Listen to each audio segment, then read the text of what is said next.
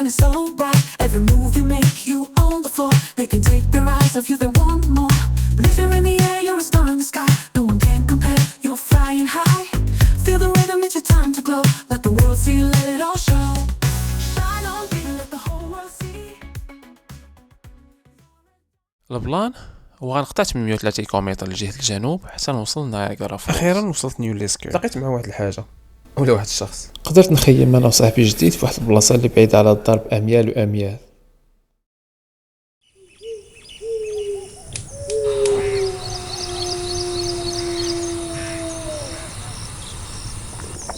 نهار جديد وصباح بديتو بكاس ديال القهوه مشحر. ما عرفتش شنو كيتسناني هذا النهار هذا. اللي عارف هو انني دوزت احسن 3 ايام في هذا العام كامل.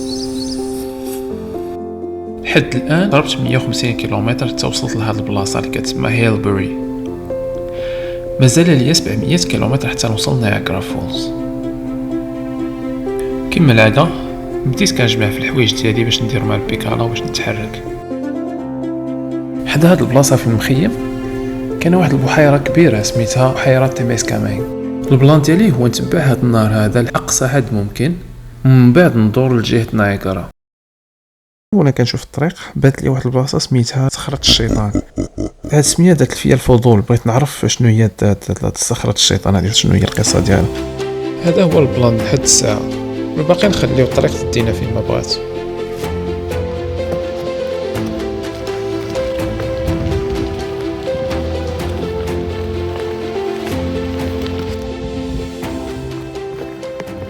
وصلت للدخله ديال الطريق لصخره الشيطان. الطريق كانت فيه 14 كيلومتر وكان صعيب بزاف، خصوصا مع الحموله الثقيله اللي كنت شاد والبيكالا اللي كان خاصني نجرها بزاف.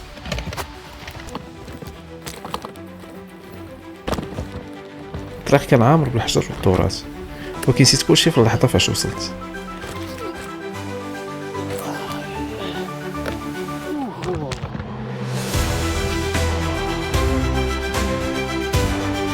كان واحد المنظر كيحبس النفس. بلاصه كان جرف كبير كيطلع على بحيره تيميسكامين على ارتفاع 300 قدم. هاد البحيره وكيمتد حتى 600 قدم تحت سطح الماء. حسيت بالوقت بحال وقف باش يعطيني فرصه نستمتع بالجمال ديال هاد البلاصه. ولكن السؤال اللي باقي مطروح، علاش هاد البلاصه بالضبط سميتها صخره الشيطان؟ القصه كترجع للناس الاوائل اللي عاشوا هنايا، ولا الاناشينابي، الناس طيبين ولا الناس صالحين. هاد الناس كانوا عاشوا في هاد الارض الالاف السنين، وكانوا كيامنوا عندهم هاد البلايص الطبيعيه اللي كبيره ومختلفه بحال هذه، كانت مقدسه ومليانه بالطاقه الروحيه. كانوا كيامنوا ان كلشي تخلق من طرف الروح الطيبه مانيتو.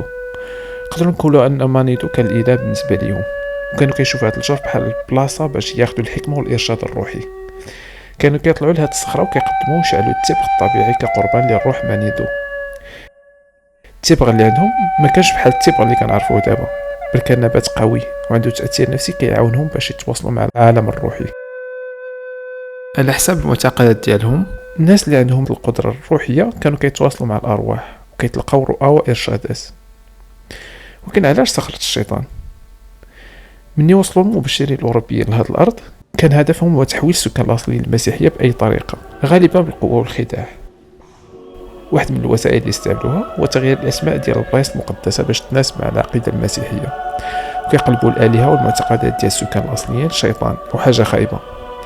صخره مانيتو اللي كانت بلاصه محترمه ومقدسه تبدلت الاسم صخره الشيطان. هذا الفعل كان متعمد باش يقطعوا العلاقه بين الاناشينابي وبين الايمان ديالهم والتقاليد ديالهم ويدخلوهم في تعاليم المسيحيه.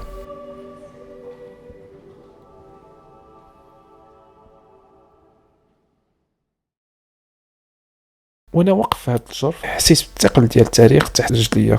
هاد البلاصه ماشي غير منظر زوين، هاد البلاصه شاهده على قرون ديال الحياه ديال الاناشينابي. في ديك اللحظه حسيت براسي متصل بالارض وبالقصص ديالها.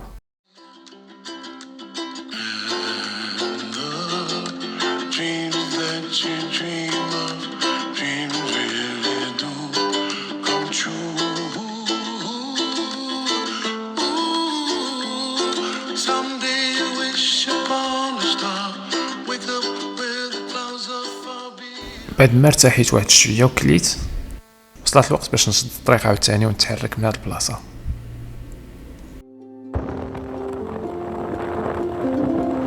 الطريق اللي خديت وصلتني لعند واحد السيد وسط الغابه اللي رحب بيا لداخل ديال الدار ديالو وعطاني باش نشرب ونعمر القرايه ديالي.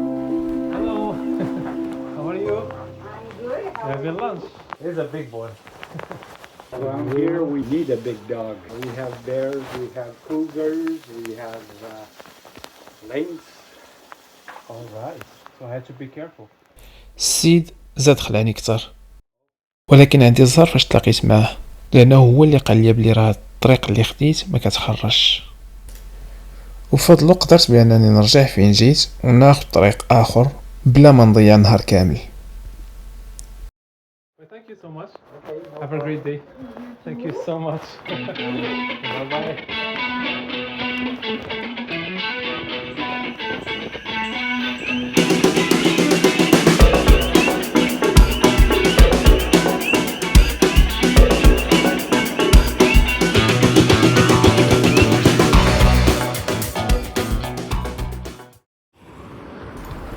وصلت لمدينة كوبالت، مدينة اللي بانت ليا في الاول مدينة صغيرة وما فيها ما يدار، ولكن من بعد عرفت باللي راه عندها واحد التاريخ اللي مهم.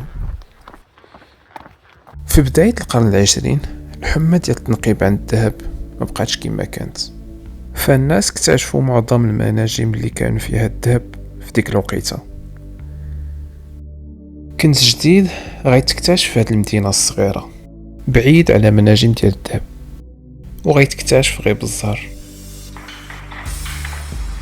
جوج خدامات ديال السكك الحديدية جون ماكينلي وإرنست دارا كانوا كيقلبوا على الخشب في الغابة حدا بحيرة اللوك اللي من بعد سموها بحيرة كوبالت. ما كانوش كيقلبوا على الفضة، كانوا غير كيجمعوا الخشب باش يديروا عواميد ديال السكة. فجأة شافوا شي حاجة كتلمع بين الشجر، خداو داكشي باش يشوفوا شنو هو. لقاوه فضة نقية بزاف وواجدة ما محتاجاش تخرجها من تحت الأرض. ديك الوقت الفضة كانت كتسوى آلاف دولارات للطن. في 1903 الأخبار ديال هاد الاكتشافات تسربات بحال النار في العافية. منقبين على المعدن والمغامرين جراو باش يوصلوا للمنطقة. البلاصة اللي كانت غير غابة ما تمساش من قبل ولات فوضى عامرة بالمخيمات ديال التعدين. الأكواخ تبنات في كاع البلايص والجو كان عامر بالطموح والحماس. كوبالت ما كانش بحال المدينة العادية ديال التعدين، كانت معروفة بكامب ديال الناس الفقراء. هنا ما كنتيش محتاج تكون غني باش تلقى الثروة. العروق ديال الفضة كانت قريبة من السطح، يعني أي واحد عنده الشجاعة يقدر يحاول. ما بين 1903 و 1960 المناجم هنا خرجوا أكثر من 10 مليون كيلو ديال الفضة، كافية باش تعمر قطار ديال العربات ديال الشحن اللي يقدر يوصل طوله حتى ل 100 ميل اللي هي 160 كيلومتر أولا المسافة بين كازا والقنيطرة. الطفرة ديال الفضة ما عمرها تبقى للأبد، ومناجم ديال الفضة اللي كانت واحد الوقيته غنية ولات خاوية، ولكن المدينة ما بغاش تختفي. دابا كوبالت ماشي غير مدينة تعدين ولكن متحف حي. إلا مشيتي فيها كتحس بحال رجعتي شي وقت آخر. الشوارع في كوبالت باقا محافظة على القصص والأدوات ديال ديك الوقت، ولات عبارة عن متحف كبير كيوثق الشجاعة ديال الناس اللي بناو هاد المدينة.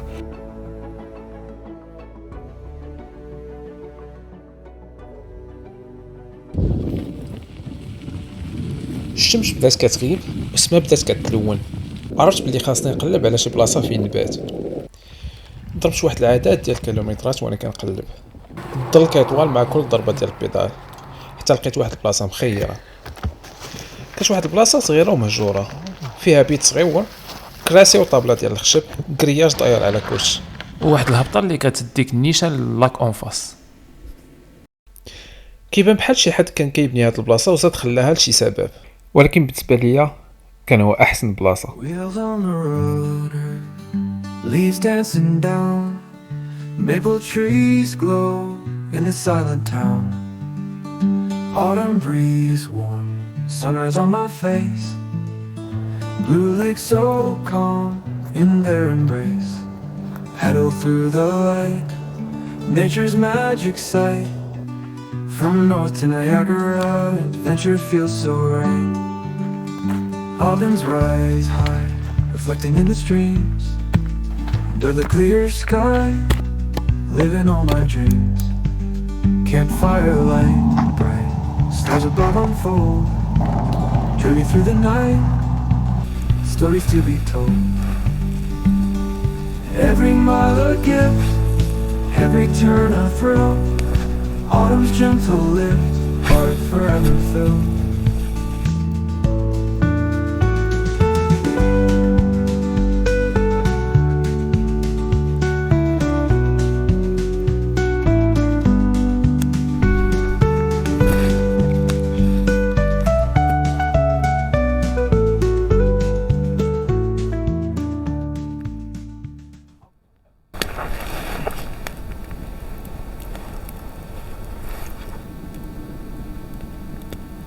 Every mile a gift, every turn a thrill, autumn's gentle lift, heart forever filled.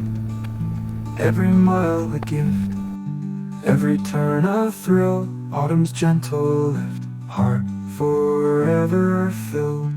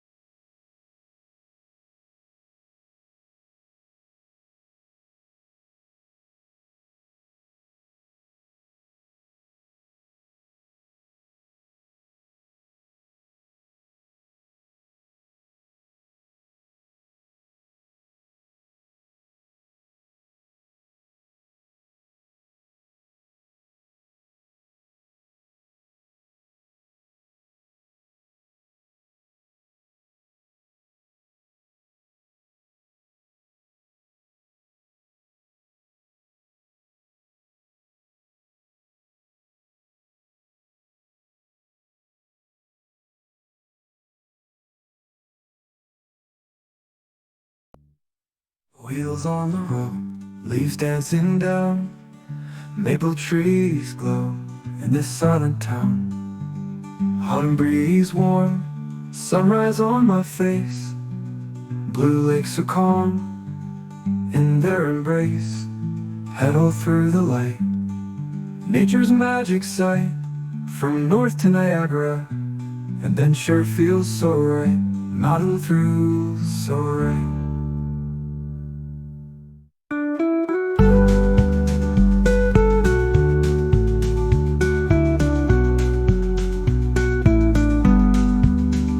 Autumn's rise warm, leaves Dana through, autumn's gentle